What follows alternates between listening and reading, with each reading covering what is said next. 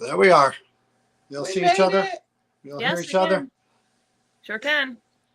Donna, you hear me? I can hear you. All right, just checking. Can you hear me? I hear you, Donna. Hey, cool.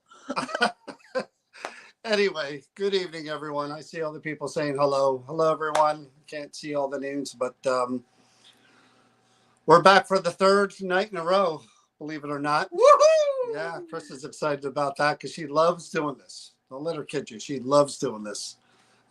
We were at the Creeper Gallery last night doing our investigation. And as promised, tonight we are joined by the owner of the Creeper Gallery, our good friend, Donna Marion. And for the first time ever on New Jersey Paranormal's live stream, Michelle Wire. Right there. Hello. So what we're going to do is we're going to kind of just talk briefly about, again, reintroduce everyone to the Creeper Gallery briefly, what the Creeper Gallery is, what Donna does there, and we'll get into the haunted objects, and we'll talk just a little bit about what we do, because you guys know what we do, you've seen it, but then we're going to focus on Michelle and find out, her history, more about her, what she does, how she got into all this. At the end, we will show a live demonstration. She did a brief reading on one of the objects that we actually investigated yesterday, which was cool because I didn't even know that she did that. But so it's the where, the how, and the whys. Right. Yeah. So for those of you who don't know, and I don't know how you don't know by now, the owner of the Creeper Gallery is Donna Marion. So Donna, real short, how long has the Creeper Gallery been around? Where did you get the idea? When did haunted objects come in? Give us a brief overview of the Creeper Gallery. Creeper Gallery started 12 years ago. 12? Yeah. Wow. This is my 12th year in April. So, yeah. And thank you. We were on Bridge Street till a year ago. You mean not South Street? Not South. You only said it once last night. Did I really? You did. You said 5 times South Main, and then you said South Street. Oh my God, I got like some kind of block when it comes to that. I apologize. It is South Main, 129 South Main in New Hope. I know. I don't know why you keep saying. I got a block, man. I don't know what's That's going Because on. when something sticks, that's what happens until I he gets know. it corrected. I know it's all right. You said it enough times right that people. All right, there you go. But it was on Bridge Street for 11 years, and it started as oddities and art, one of a kind Gothic art. But then some of the oddities, the market started going flat, and I decided, since I've always been involved with haunted items my whole life, I decided to try a little tiny case to see if anybody would be interested. And they were. So we kept expanding it and expanding it and expanding it. And now it's a giant, it's not giant, but it's half the store almost. And it's been really successful, as well as the other stuff too. So now we're basically, we're on 129 South Main Street. Been there a year already, believe it or not. Yeah. And now it's basically Gothic art, some peculiars like Victorian antique oddities. And I do a lot of Poe books and memorabilia.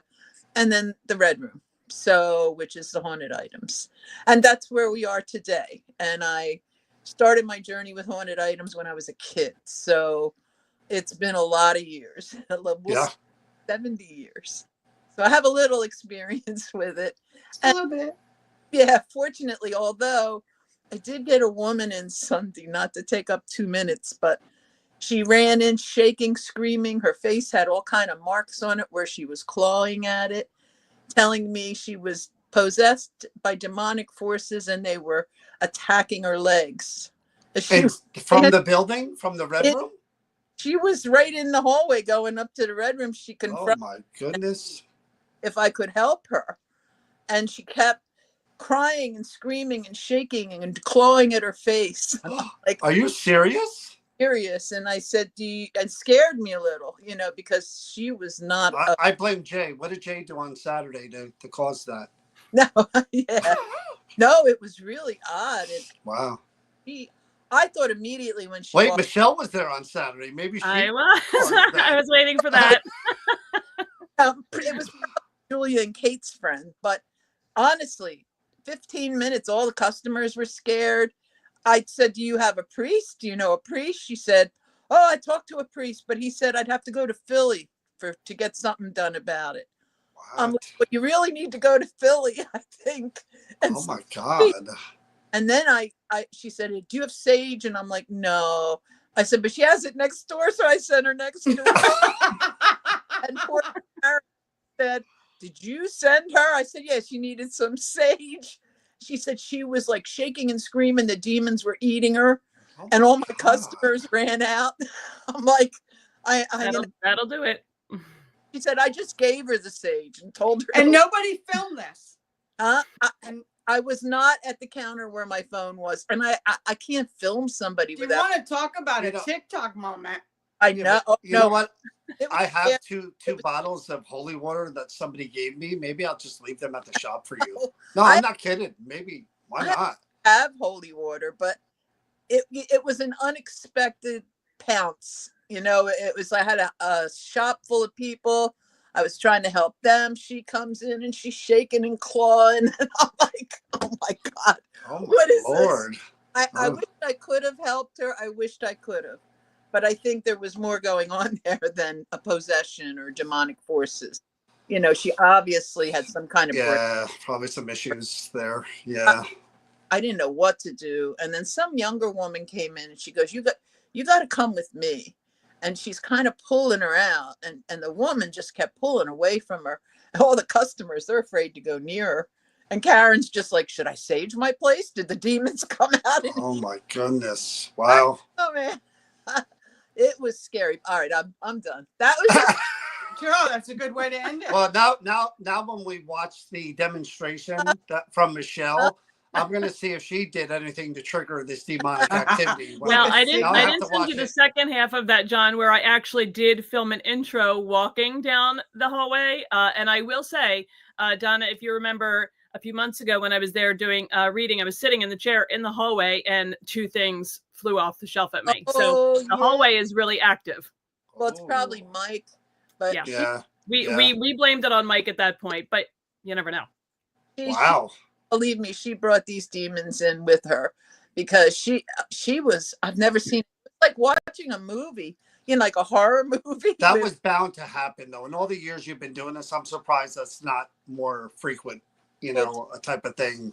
I get people coming in, they'll text me all the time. But I don't do any of that publicly. None of it. I don't want to deal with that kind of stuff, And she had me cornered, man. I couldn't she had me right in that corner where the chair is. So there was no getting around her, Thank God that other woman came in and kind of pulled her out. But wow. How do we segue into Michelle from that? All right, so right after, and now here's the demon hunter. Furbies came in, those people that dress as animals. Three Furbies came in. Right after that? Are you kidding me? With the big fur. Oh, you gotta FaceTime me, man, when that stuff goes on. I gotta see that. Clearly, I should have come on Sunday instead. I've never seen one in person. I'm dying to see those. Really? I have never seen them in person, but 3 came in, and I was watching the security cameras, and the one was sitting up in the red room with his head on, and he's filming into one of the cases showing his Furby face. But I mean, if that's not a commercial for the Creeper Gallery right there, people. Demonic possession, 3 Furby people. I mean, what else is going to bring all in one day? I don't know what else to do for you. Wow. It's interesting life. That's what I have to say. Let's now when I met Donna, we were talking about this the other day. There was I don't know how else to describe her, intuitive medium, Jeanette, who we miss Jeanette. We like Jeanette a lot. And Donna was first working with Jeanette before she was even working with us. Jeanette was coming in there and handling the objects or reading the objects. And the main subject we're going to talk about is psychometry, which is people that get impressions from spirit energy, from handling things or touching things. And Jeanette was the person that we met that was doing that way, way, way back when. And then again, after becoming friends with Donna let us come in and do the investigative part. And we've been doing that ever since. So all those years it was Jeanette, and then there were some other people involved here and there. And then he did it. Yeah.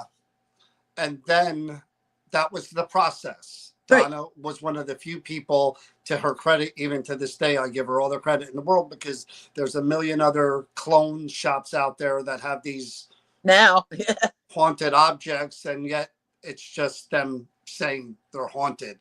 And Donna at least has a process in which she vets them herself and then has us come in and a reader kind of handle them and do a reading as well. So that's where we were at up until I don't know how many years ago. And then Michelle Wire. Yeah, actually, I met her at one of our events with you. Exactly. Yeah. The witch. Yeah. Yes. And I remember her being affected by an item that was being passed around, and that's what really heightened up. It was the witch item. It was the witch. Yep. Yeah. It was the witch with the tarot cards, which was appropriate. Yes. Yeah. So we'll get into. We'll stop at that point, because that'll be how Michelle, and then you can talk about how you talked to her and got her involved. But Michelle, you are a medium. I am. Again, I'm always curious when it comes to mediums. We've worked with many, but there are a few that I would work with every day. And if I needed help, I would go to those mediums. How old were you when you first started noticing that you may have these type of abilities? So my path was a bit unconventional in that I'm a cynical person on a whole. So my first time that I ever recognized that there was something perhaps a little bit different about my abilities, I was about my daughter's age, and she's 9, so 9, 10, and it was at Fort Mifflin in Philadelphia. So you know, it was one of those, my father loved old mills and old forts and things of that nature. So he would drag us to these places and, you know, we'd kind of just look around. And in that particular instance, we went into one of the, I'm going to call them a bunker for lack of a better term. And immediately I was overwhelmed. And, you know, at 9, 10 years old, you don't really recognize what's happening when that happens for the first time, but I was hearing voices. I was seeing things. And quite frankly, it was terrifying. It's one of the reasons that now when children ask me questions, I am always happy to sit down and explain my own process and my own experience, because I didn't really have anybody to ask questions of. You know, this was the 80s. I'm dating myself here, but it wasn't really widely talked about at that point, and I didn't really have anybody to ask questions of. I didn't know anybody that had those same type of abilities. So what were you getting though at that point? Was it at that point visions? It was an overwhelming feeling of illness, of nausea. I started getting a little sweaty. That still happens to this day. And I was hearing just kind of pained cries, cries for help, things of that nature. And it was so overwhelming because it wasn't just one, there were many. And like I said, being a kid of 10, I bolted. I did what most people would do when they're hearing voices, they're feeling sick overwhelmingly, and it comes on so quickly. So I took off. I went to the furthest dock that I could possibly find without really freaking my parents out. And I just sat there and waited. Eventually, my father did come and find me. I kept it to myself largely. And then when I was a teenager, I started to have more visitations. I had lost my grandmother at that point. She came back to me, gave me some messages to deliver, information that I would never normally have at that age. Describe how that information comes. Like grandmother comes, do you see her? Do you hear her? In this case, yes. So there are a multitude of different ways that people can receive these messages. You know, you can hear it, you can see it, smell it, feel it.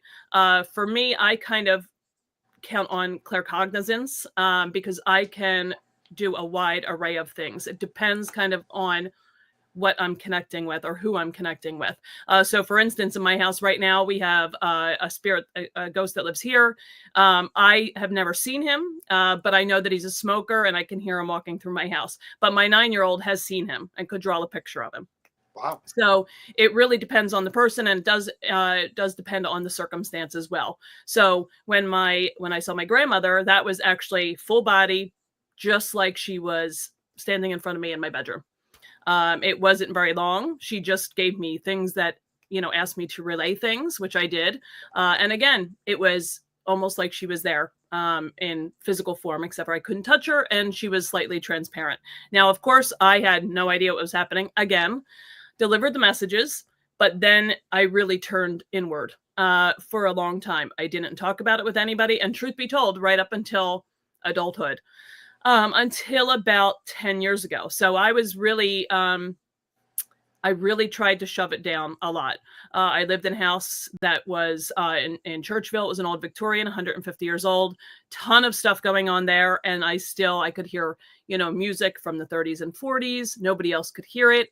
I could hear a child come to me at night, almost every night. And I had children of my own by that point asking me for help. And I really kind of just wanted to be like, because it was really, really overwhelming.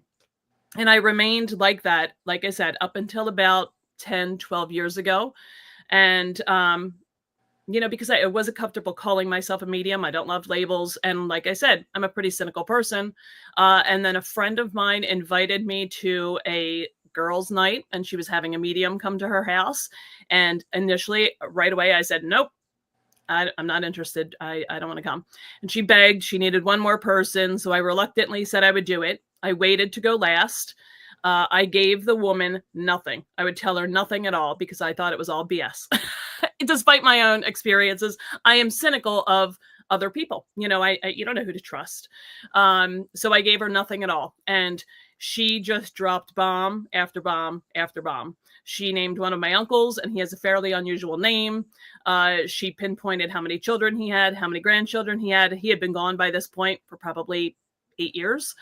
And she was incredibly accurate. And while she was saying all these things to me, I still wasn't giving up anything. I just kind of was staring at her, even though I was freaking out on the inside. And the whole time on the other page, she was making these scribbles and these marks. And at the end, she didn't even ask me for validation. She just kept, shooting things off. And at the end, she showed me the piece of paper and she had all these scribbles on it. And she said, this is what happens when I read someone who has a gift. And she said it comes over kind of like static in her head. And that's how she knows that whomever she is sitting down with has some kind of gift themselves. And she said, do you? And I kind of was like, didn't want to tell her anything still. I was terrible to read for. And she said, and just that day, actually, on the way up, I was crying because I'm also an insomniac. And because I hear so many things and I see so many things, it makes sleeping fairly difficult. And by this point, I was several nights without sleep. And on the way up, I was crying to the person that was driving me up, saying, I just feel like I'm going crazy. And I was going to ask you, not to interrupt you there. Yeah. As a cynical person, yep. I always wonder, like, and Donna, I know we talked about this before. If it were me and I'm younger and getting older and I'm hearing crap in my head, I'm going to a shrink. Sign me up. I really am. I'm going to a shrink because I'm concerned that that's step one of me taking out the neighborhood. Yes. You know what I mean? Yes. Like, I had those thoughts. Fast. No, but I'm just saying, I would think that way. I would never think mediumship abilities. I would think, but I'm schizophrenic. I'm hearing crap. Yeah, and really, John, that's where I was. I literally was crying, saying, I am going crazy. So when this woman at the end of her reading, she was showing me these drawings and these scribbles, and she said, your uncle, and his unusual name, wanted me to tell you that you're not crazy. And I was like, oh, okay. And she said, and all I could tell you is that you can lean into it or you can resist it. But if you resist it, it will get harder and harder because it will get stronger. And that is kind of what happened. So I leaned into it a little bit more, started to learn about it, started to read about it, started to ask people about it. And that was essentially how I ended up with you all that night, which was a couple of years later after that happened. So by that point, I had started to lean into it a little bit, very, very privately, certainly not calling myself a medium in public, but kind of just leaning into it on a private in a private manner. So if I was sitting next to somebody at a restaurant, if I was sitting next to somebody at a bar and was picking up on things, I would really just kind of test myself to see if I could hone in a little bit. So I kept it very quiet until I met you all that night. At what point did you learn how to release demons on poor people at the Creeper Gallery? Well, that's pretty new. But I'm a redhead, so we eat souls. So it just comes naturally. No, I was going to ask the question of a lot of the mediums that I've met through the years, and these are people older than me that have been doing it for a really, really long time. They claim to have the ability to shut it off and turn it on when they want to. Do you know how to do that? Can you do that? I can protect myself in a way that I don't form an attachment. Nothing follows me home, nothing like that. It's much more difficult to turn it off and on. If it is something that is coming over very, very strongly, it's almost like a propulsion to tell someone what this message that I'm getting. I don't always do it. When I do, I always ask consent first because some people do not want to know, and I completely respect that. But if something is coming over so powerfully, I figure there has to be a reason why. But I'm getting a little bit better at trying to at least quiet it. For me, it never really goes away, especially if it's a visceral reaction. But I'm getting a little bit better at turning the volume down a little bit. Yeah. But Donna, were you going to say something about all that? Well, I think the longer, and even Michelle, I've been doing it a long time, psychometry, or a lot of different things. I don't even know all the terminology today, but I'm kind of have the same thing that Michelle has. But I've learned over the years how to turn it off completely and just not deal with any of it. And I did that for about 10 years before I opened the shop, because it got ridiculous. You couldn't sleep. it was like you say, it's constant. It's constant. You don't have a life. It takes over your life. And the only but you like to take the stuff and have it with you and sleep with it and get to know it. Sleep with it. I sleep with it now. I've done that a couple times. Why? Here's a perfect example, right? The necklace, right? I kind of had a basic history that it belonged to no names, nothing, right? But I knew that necklace hung in my dining room for 2 years, looking at me in front of me. Really? And, for 2 years, I could not work with it. Couldn't get anything. And I'm like, I know there, I can't get it, right? I just couldn't hone in. I'm sitting there 3 days ago, and this is after 2 years. It's hanging right in front of me. And I'm working with another piece, and I'm hearing Diana Cole. And I'm like, is it this? I thought it was the other thing I was working on. Do you know that's what it is? It was Diana Cole's necklace. Wow. And the basic history I had works. It goes right with it. I just didn't have names. I didn't have anything like that. 2 years it took to get a name. That's crazy. I have to admit, now that we're admitted sleeping with objects, I did sleep with a mannequin. So I have to. John, I feel like that's a whole other conversation. That's just the tip of the iceberg. I felt left out, so I had to make something up. I'm sorry. So, but back to the point of, again, I had talked to other mediums about this. And Michelle, you bring up a really good point, because they all claim to, like even Donna, turn it on, shut it off, know how to control. I don't even know if that's the right word, but I would think, again, for me, even the idea of that sounds, because I have insomnia as it is, where I can't shut my brain off, but dealing with that part of it, that would, I mean, self-medicating. Have you ever gone down that route? And no, I'm not joking. I'm just saying. I do to sleep. I do to sleep. I take something to sleep now. But even in the early days, did you ever find yourself like, oh my God, this is overwhelming. I need to drink something. I need to. No, because for me, I find that heightens it, because that takes my walls down and makes me less able to kind of protect myself. But I also have ADD, so that my brain is constantly on. So if I don't take something to sleep, I will go days without sleeping. Yeah. So I take something to be able to do that. And, I think it really depends on the person, but because of how engaged I am all the time, especially as an ADD person.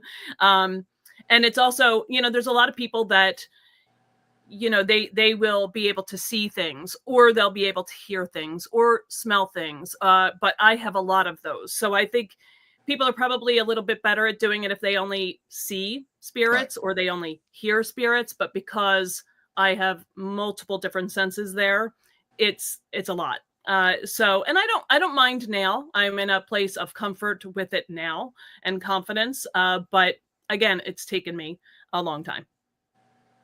And it's not something that I take lightly. I take it very, very seriously. But isn't that also to the comfort and the confidence in it have to do with the people who you've circled yourself with too? All the time. And I have a practice that I do at home as far as a spiritual practice that kind of supports all of that. So I'm very, very aware of it. I'm very careful to protect myself when I need to, but I lean into it a lot more now as far as ways to support myself to make sure that it doesn't go overboard. Because, those 10, 12 years ago when I was having that crying fit and saying that I felt like I was going crazy, never want to find myself back in that spot. So I did lean into it. I did an awful lot of research, kept it to myself for a long time until I was in place of confidence and comfort and able to articulate it the way that I wanted to. So a lot of work went into it on the backside before I ever found myself there at the Creeper with you all. Were you reading people or anything before the Creeper I gallery don't. or in your past? So I don't do anything for money ever. I don't read people. I don't read tarot for money. I don't read objects for money. So I will read people on a personal request if it's someone that I know. if it's a friend of a friend that is in crisis or at a point of loss that they really need help, because Right. I don't have a connection to everything. And that I think is an important point. There are objects that Donna knows that I will come in and say, I don't have a connection here. Another person may. It would be disingenuous of me to go in there and claim that everything I touch, I have some crazy reaction to. That's not the case, at least not for me. So it would be equally disingenuous for me to sit down with someone and do a reading and have it be forced or false. I would never in a million years do that. I love that, because on the same token, from your end of what you do with the objects, it's the same with us sometimes. Sometimes John can connect with an object, I can't, or vice versa, or both of us can't. Yeah, and I'm very suspect of, and I'm not throwing shade, but I'm very suspect of anyone who says that they can read every item, they can read every person. For me, it just doesn't work that way. Yeah, I agree with that 100%. And I like that you said that too, because there have been times when we've come in there and gotten very minimal. You know, we've been doing this for years and years and years now with Donna. And sometimes it takes a second go around just because they met us one time, and maybe the second time they're a little more familiar. They're a little more willing to open up to what we're doing. But yeah, there are different levels of energy. And I don't know about you and your experience, but I have found through the years that the more negative objects they come through easier. Yeah, it doesn't I take agree. a whole lot of work for them to make themselves known. But they're not as plentiful as. Well, you need to go find them, sister. Do you found in 10 years? Or Michelle's gonna keep bringing demons in to keep us going. I'll bring them to your door instead, Donna. Don't worry. Michelle, you need to be there next time for us. I like working. Are we talking about demons or Furbies? Furbies. Not the Furbies. I have no experience there. Sorry. What are the odds of both of those things happen? What are the odds? Two ends of the coin. All right, so let's again fast forward. You come to our event, which was one of those investigations we did with people where we investigate the objects. What happened after that between you and Donna to get this part of it going? So Donna, do you want me to start? Do it. Okay. So I actually came there. What's that, Donna? And I already had my edible. You go ahead. I did not. So it actually happened well, I don't believe in coincidence. I'm not a believer in coincidence. So I guess it happened by intervention here that I saw on Facebook someone had purchased a ticket to come to one of your investigative events. And I think at that point you were having 10 to 12 people. Yeah. And one person had a one ticket and she wasn't able to make it, and asked if anybody wanted it, I think on the Creeper page. And I was like, you know what, this sounds like a great time. I'm going to go just see what it's all about. And that particular event was the first thing that you all passed around was I hesitate to call it a doll because Donna knows how I feel about dolls. They are not my favorite, but it was essentially a little effigy and a woman all in black. She was holding something, and at that point I didn't recognize what it was.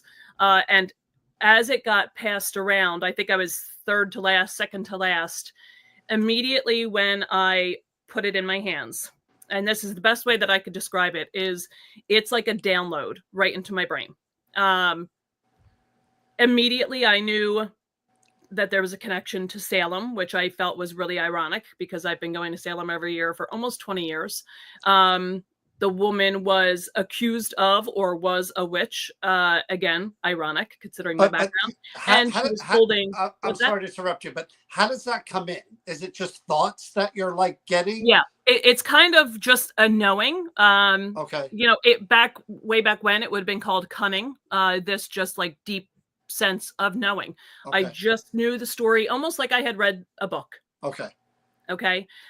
So I was able to pull up these details, and she was holding tarot cards, and I read cards, again, not for the public. So I don't know if it was that object and kind of happenstance that it was the first object that got passed to me, but I instantly knew the story.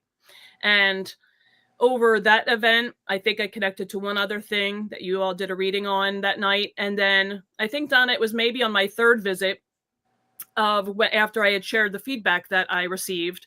Donna and I were speaking, and she had said something along the lines of, pretty much everything you've said when you've shared your feedback has been dead on based on the information that has been given to me. And I had no knowledge of that information before sitting at your events. So at that point, Donna said, would you mind coming in and giving me your thoughts on some items? And here I am years later. And it's always an adventure. Do you think at that point in time when you sat there at that event, not expecting that and being handed that spirit with that item was drawn to share with you because of your connection?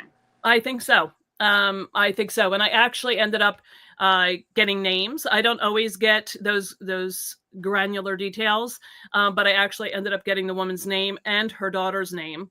And I ended up going to Salem, doing a little ritual the following year, and kind of sending that spirit back to, hoping that the ritual put them at a little bit of peace, because it was mother to daughter. And the mother was persecuted for witchcraft, not in the witch trials. This was later on.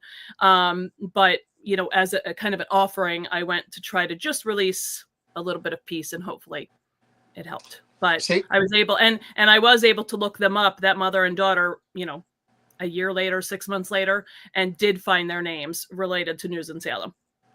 Wow. See, and I do when we do those events, and even when we do other events with Donna's objects in different places, not just the Creeper Gallery, I think a big part of that is allowing people to physically hold the object and just, I always tell them, just let your mind go blank, feel what you feel. Some people, nothing. And others, I got a chill, or I'm sad all of a sudden, I feel anxious, or I feel, and I think that's all part of it. I don't have that ability as much as you do or Donna does, but there are times where it is tangible to me. The dark stuff called to you big time, dude. Well, but I what does that say, John? But I like the idea of, again, you're dealing with 10 to 12 different people. Any one of those people can be the Michelle Wire or the Donna that I don't know, and yet they're all handling that object. And I'm curious because we did an event with John Zaffis and his object, and it triggered a past trauma that this woman had when she was a child. She just lost it as she was reliving an experience that happened to her, and everyone else handled that object and nothing. And it intrigues me as a researcher, investigator, and a skeptic to know that is even possible, for that energy transference or that download, as you call it, to be part of it. It really is. I wish I had that. Yeah, I think emotions do play a huge part in it. This last year has been on a personal level very difficult for me, and I haven't always been in the space where I've been able to sit down, clear my mind, and properly focus on what it is I'm trying to do. The energy is just simply not there. And Donna knows that when I go in, I will go directly to her and I'll say, what items do you want me to read? But she knows that I have a limit of 3, because after 3, I'm feeling overwhelmed. My head is hurting. My body is sore. Me too. It is a very visceral reaction when I'm getting this information. But certainly, Michelle, energetically, I have to be in the right space. Don't be afraid to say it. She works just like dogs. She's right there. She can hear you. What are you saying? You work me like a dog. She could take it. She's a big girl. Yep. But no, I do think energetically speaking, it does matter. And I think that a lot of people probably have the ability to connect with people or the other side. John, you had asked me as far as my belief system goes, as far as the afterlife. So I believe I don't do the heaven hell thing. That's not my my belief system. But I do heavily believe in the other world. So a lot of people will refer to it as kind of the Celtic otherworld belief system, that people are just on the other side of the veil. I think that that's why we can feel their energy so strongly. I think it's why they're able to come through and tell us things or make us feel things or smell things or whatever it may be. And I think that that belief system does also help me to know that these people are kind of by my side, you know, most of the time, because my other belief system is that people in death are the same as they were in life, which means, you know, after all is said and done, my ex-husband's still going to be a jerk in the afterlife. You know, if they were a jerk here on Earth or during life, I mean, they probably are afterwards. So do you believe, like when Donna was talking about, you know, and they're joking about demon, you know, that being released on that woman and stuff, attacking her. Mm-hmm. Do you have a belief system or anything that goes a little further than just who a human being spirit was in life, that they are in the afterlife? Like the demonology aspect? Yeah. Well, it doesn't necessarily have to be a demon. I mean, I think that word is thrown out there so cavalier. Mm-hmm. I think it can be something that's even on a darker element that may not be labeled as a demon. Sure. I definitely am a believer in more dark side, you know, of the alternate. Donna and I actually went and investigated a house for a woman, and we're not even going to go there because I warned her to stay far away from it. That house was a nightmare. Thank you. You're welcome. And there was such heavy dark energy there, and there were so many entities there that I think there were only like 2 or 3 that were positive. Everything else there felt threatening. So absolutely, I do believe that that there is a flip side to all of this. As far as defining what that looks like, no, I don't claim to have that knowledge, but certainly there's an ugliness and a darkness there, just as there's beauty and light. You know, there's balanced everything. I mean, not to get into a religious conversation, because I don't like doing that, but I think when we talk about your version of the veil, and we talk about heaven, and I think we're all talking about the same thing, only people describe it using a different word. I think we all believe that. I believe that heaven, if there is such a thing, is just another dimension, and that we transition out of this into whatever, and then we're there. And it's not, I don't think we're living the way we are now. I don't think people work in heaven. I sure hope not. But I do think we all kind of believe the same, only we refer to it as a different name. I think we all do believe that there is something beyond. Many roads lead to the same destination. Right. Yeah. But the demon part of it, I don't believe in demons whatsoever. But I do believe, again, the negative stuff. It can be bad.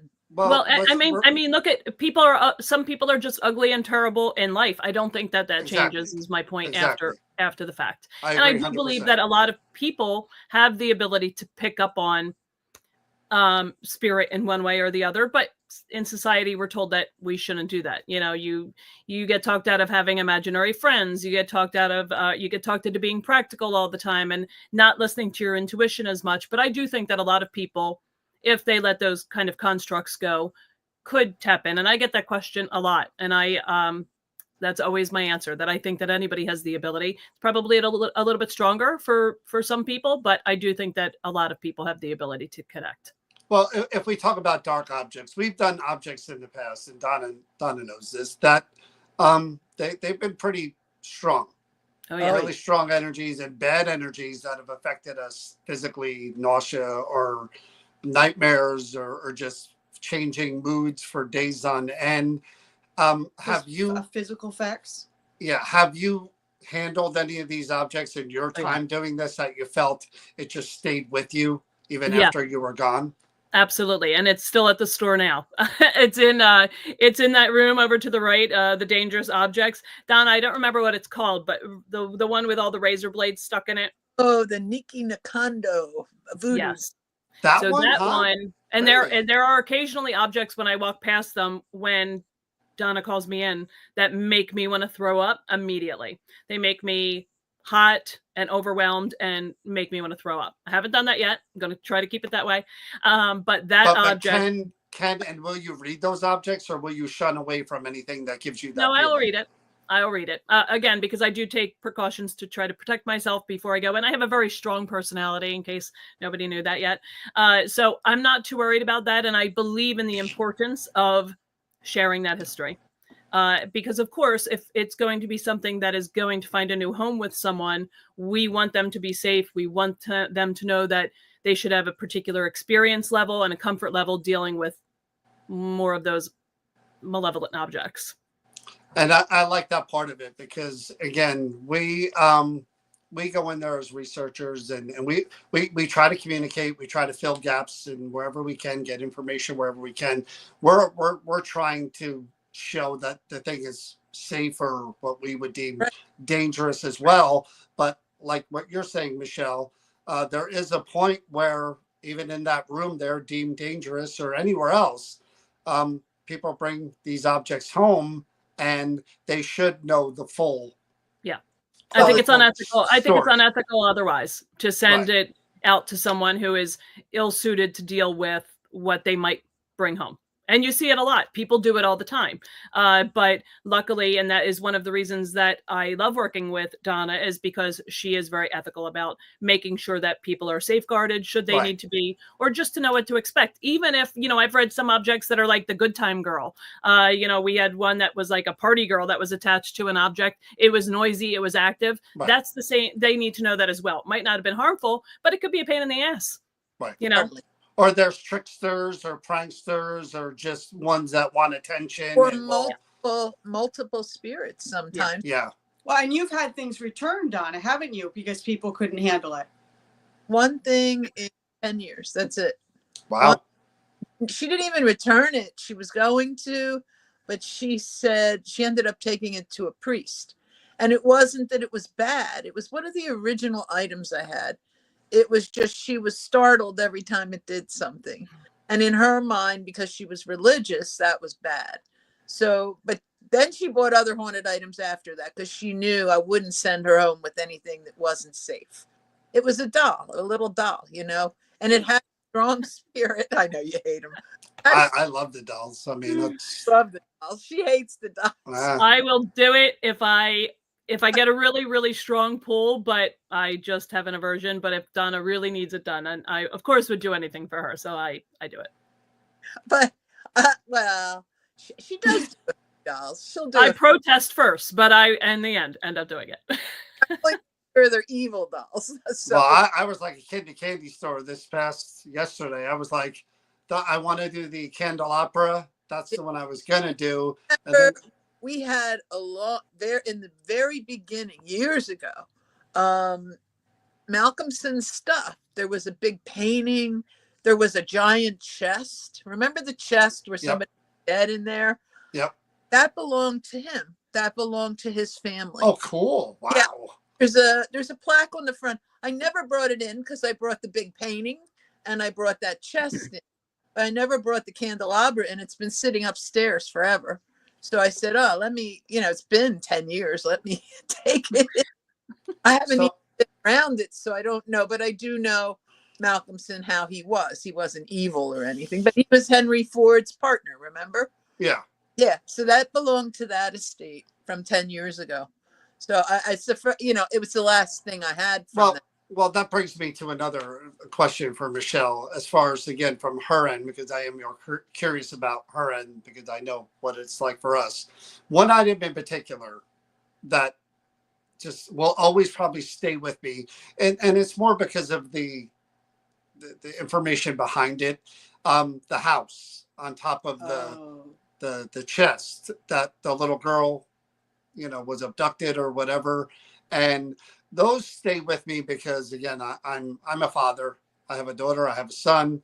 Everyone could relate to that terrible something happening where your kid, Michelle, you're a parent. When you read those objects, is it different when it involves that kind of tragedy in children or a woman who was brutalized? Like, do you get any of that emotion, or is it just, like you said, download of information?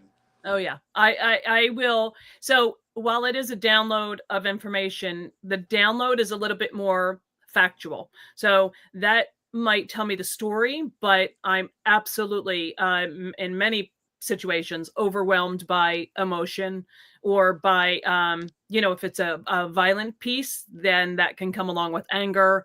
Absolutely. I feel that. And some things, they definitely take me a couple days to shake off. There's no two ways about it. Yeah.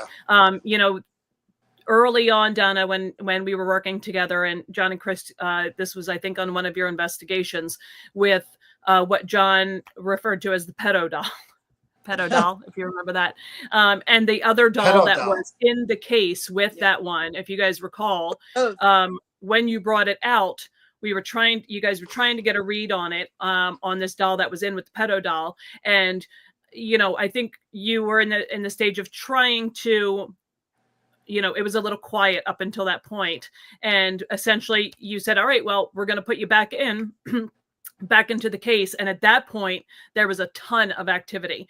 And, situations like that, where you think, that energy, that ugliness that entity was dealing with, to so viscerally react to not wanting to go back in that cabinet, the emotions, again, same in death as they are in life. So they certainly, and I'm a very empathetic person any day, so it comes across just as clearly when I'm doing a reading as it does as if I'm sitting face to face with any of you.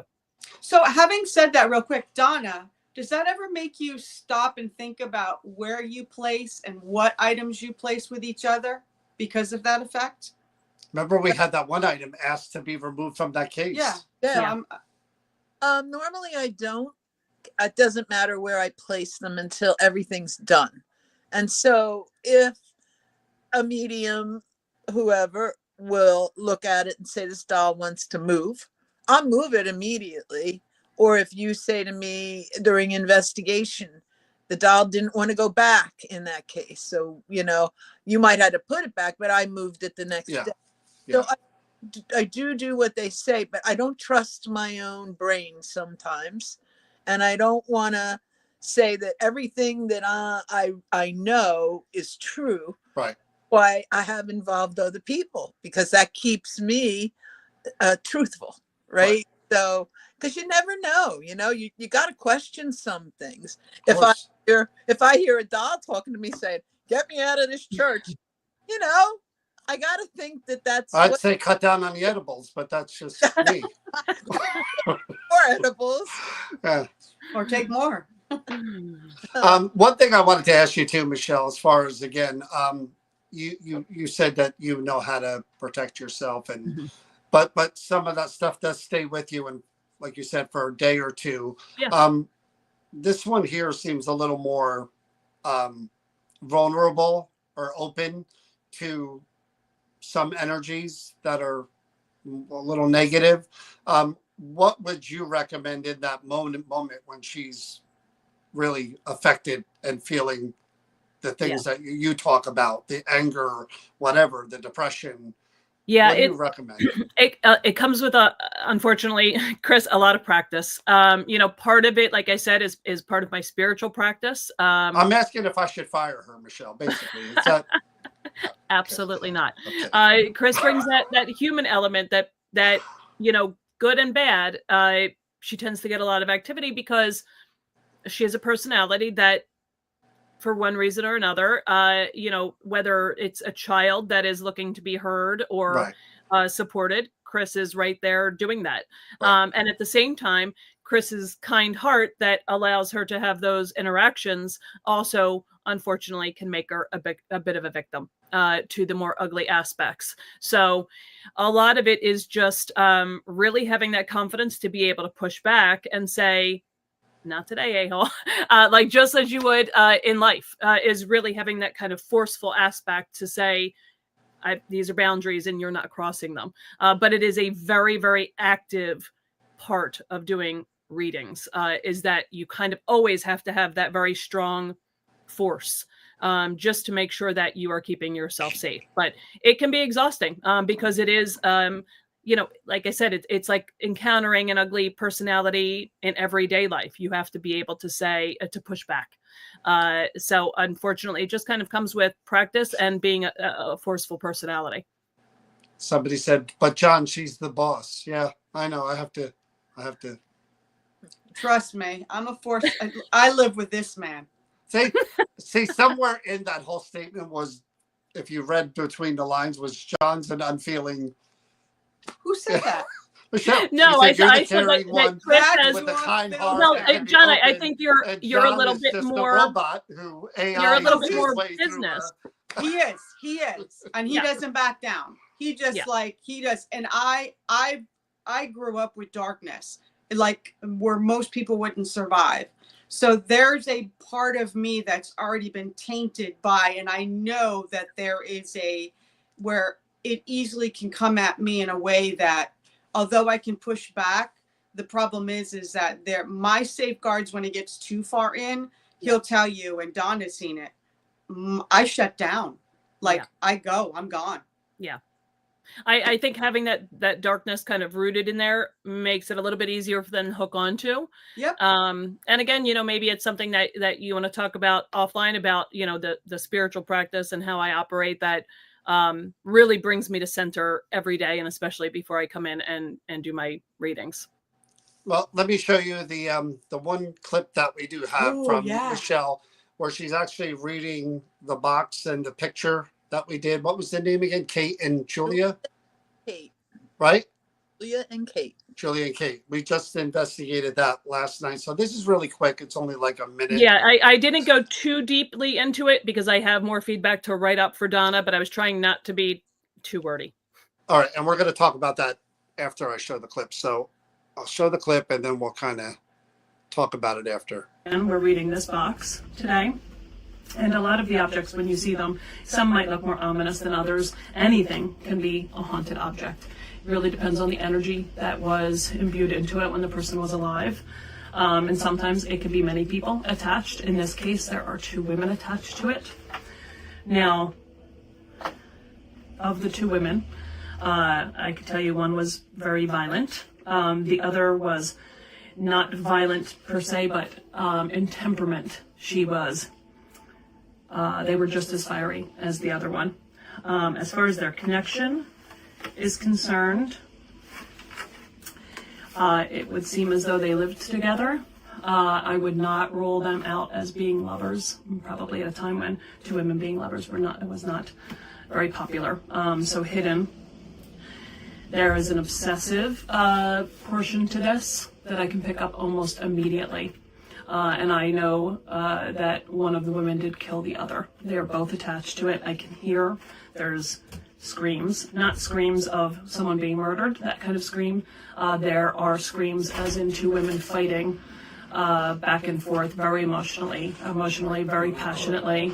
And that obsessive portion is overwhelming. So if you are someone who is going to bid on this box, if it is eventually auctioned off, or you come into the Creeper Gallery to buy it, I always like to disclose to people what the story is, and after we're completed filming, I will sit with this box and do a much more detailed write-up of what I get from this. So I don't know if you guys can see that, but they all watched it. I have to ask you, because again, in my heart of hearts, I'm a skeptic.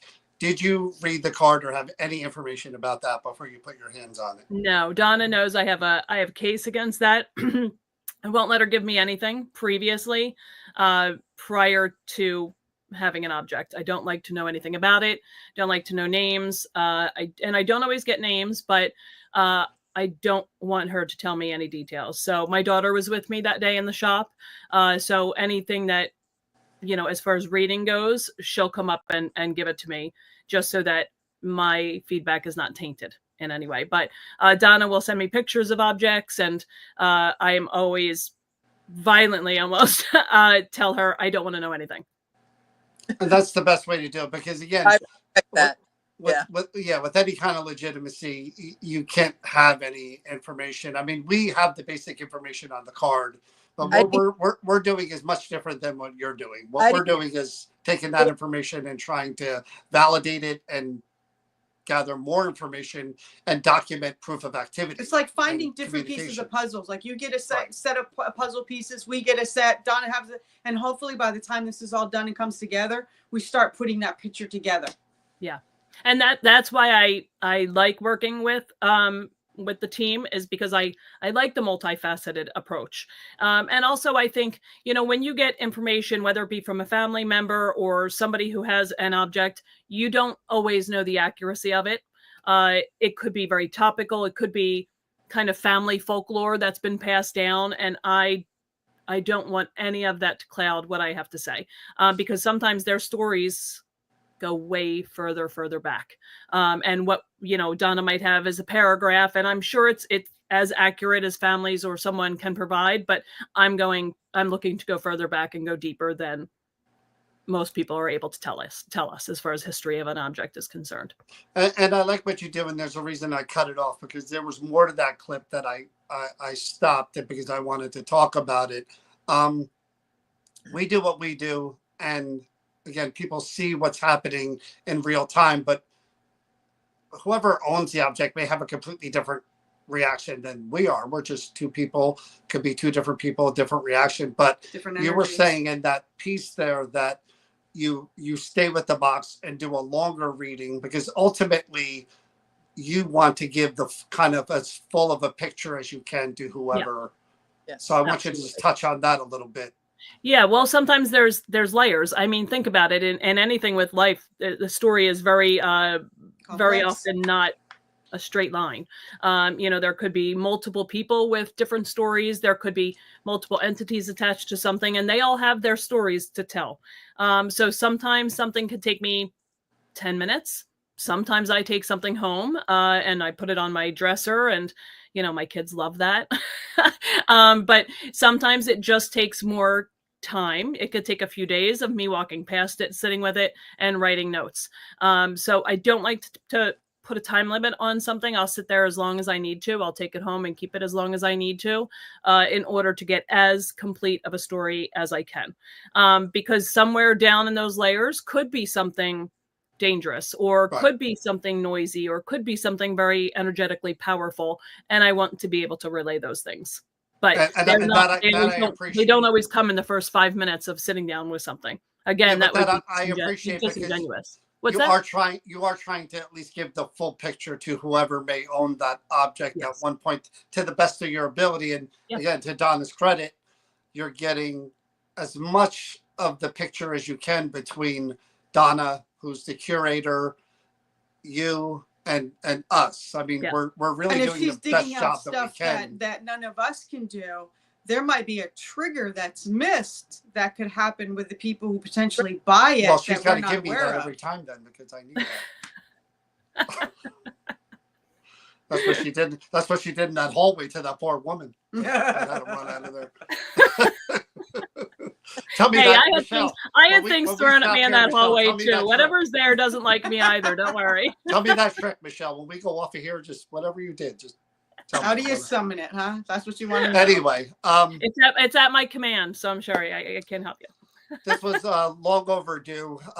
We've been meaning to do this for a while. And again, the subject was psychometry, because it basically is what Donna does and Michelle does. They do get initial impressions, feelings, and you know, other things, but they are in fact laying their hands on the objects too and living with them and being around them. So it is kind of in that, you know, genre that they're using psychometry as part of their methodology of trying to get impressions and figuring out what these objects are. To that end, if I could make a recommendation, because I do get the question a lot, like I said, lean into it as much as you can in a safe way that feels right to you. If this is something you're looking to learn about, you know, look for information, talk to people that have the ability, but do it on your own pace. Do it at a level that you feel is safe, but also look into the 5 clairs. You know, the clairvoyance, clairaudience, claircognizance, and see if you relate to any of those. You know, that's if you smell something. So if you're someone that's always smelling cigarette smoke, or you're smelling one thing or another, well, that could be a part of it. So don't write it off. It could be you having a connection. You know, if you're hearing things or seeing things, don't always write it off. If it's something that you want to learn about, lean into it a little bit and maybe just push yourself a little bit. But it's an interesting life to live. So, Michelle, if people want to find you, where do they do that? How do they do that? Instagram. They can find me there. Michelle Wire? It's under actually Miss Hell 215. Wow. Wow. Well, it's Okay, Michelle, now. but it spells out as Miss Hell 215. Yeah. So, Donna, quick question for you. Do you think you will ever bring back how we first got into it with Janet and stuff, where you will have a session at the shop where you actually let people bring in something that they think has an attachment? I mean, I could do it, but the whole problem is, again, I can only fit like 8 people. I think it should be small and intimate. Yeah, I mean, I think it should. I would help. She would help me, right? You're pointing on my screen to She's pointing John to me. and Chris. Are you Yeah, pointing? Of course, yeah. The opposite. I never tell you no, Donna. You know that. But here's the thing too, in a nutshell, and I'm not just saying this because Donna and I are friends and we've known each other a while now, and you know, Donna means a lot to me as a person. She's like a big sister who's a pain in the ass that I love. But I do really respect Donna's process and the way that she does things. I always have. That's why we've been part of it for as long as we have, is that she doesn't just, okay, here's the thing, I put it on the shelf and here's a haunted doll. She really does try to authenticate and investigate, like, to the best of her ability. She gives a full packet of information. Yeah, and I it's appreciate certified. that as someone in this field. I do. I'm not just saying that because nobody else does it. They really don't. It's the ethical approach, and I very much appreciate that. And I think each one of, like, Michelle, you speaking and stuff, and of course we've already met you, we know you're ethical, but listening to you and you saying what you're saying, how ethical you are about your process and what you will and won't do and how you feel about certain things. We're very ethical and feel very strongly about how we conduct and what we do. And I think that's the whole thing, her bringing together a team that follows the same suit. I agree. It's really important because there's 98% out there is fraud. And you have to be, I could have easily brought the items in, put down an impression, and just said they were haunted, and people would probably still buy them. But I can't do that. So initially cut myself out. I just said, I got the item, I need a medium to investigate, I need a paranormal group, and took it that way. And then eventually people say, well, how do you know it's haunted when you buy it? And I'm like, okay, I do know. Trust me, I've been doing it forever. But it's important to me to check myself. You know what I mean? I don't want to put an impression out there that's going to harm somebody. Right. Because I missed something. You know what I mean? I think everything should have checks and balances. I think that is appropriate, and that takes everything out of the equation of purpose behind it. Because you know what? The bad stuff is bad. Yeah. And it will harm you. And and if you don't have any kind of way to stop it, you're kind of screwed, right? Yeah. I think it's really important, but honestly, nobody does it, and nobody cares anymore. It doesn't seem, if it has, a number. No, they're selling them on the eBay and Facebook Marketplace and, Joe's whatever shop. You know what I mean? There's just people that are serious collectors and serious people that know, having all that information, it's making it as legitimate as you can make it, right? Yeah. I could be wrong still. We all could be wrong. Yeah. Be wrong. The rest of you could be wrong, right. But me, no, not much. The one entity, and there could be 10. Right. One of those 10 can be a nasty, but you don't know. You only can go by, who's coming forward to you, and by me getting Michelle involved or other mediums or you guys, that's kind of a check on that, Right. Like if I'm sensing something and I'm getting the info and I'm, don't have enough edibles to go to sleep, get way too much information, I'm not 100% that that's everything and that it's correct. If I get something from Michelle or I get something from you guys, then I feel better about what's going on. Well, the cutoff is when Momo starts talking to you. Then you know that you've... No, Momo never. All right, just checking. All right, guys, thanks for joining us. Remember, Creeper Gallery is where? 129 South Main Street, New Hope. Check it out. Definitely worth the trip. Like I said, go see all that stuff for yourself. We don't do it justice when we're in there. We can only show you so much. So check it out. Meet Donna. Michelle is there every so often. Go follow her on Instagram. Maybe she'll tell you when she's there. But thank you guys for joining us. I appreciate it. Thank you. Thank you. Bye, ladies. All right, guys. Have a good night. Good night. Night.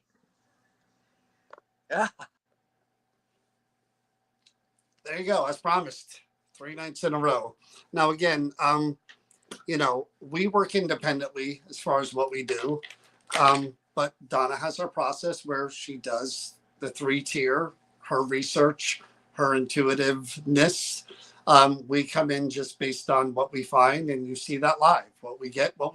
That's it. Yeah, we don't do the investigation. Yeah, we don't look at the readings. You guys are we there don't with look at. us. We just take the information and try to validate it and add more to it. And then Michelle or whoever does their readings. So I do think it's one of the most unique processes out there for doing what she does. And again, we support the shop, we support Donna, and we love doing it. So we'll be back there probably 2 weeks, not next week, but the week after that.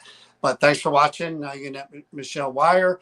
Visit the Creeper Gallery if you can. You will not be disappointed. Got some really new, interesting things in there. Have a good night. Stay safe. Stay healthy. And please remember, it's really important to be kind to each other. Night, everybody. Good night.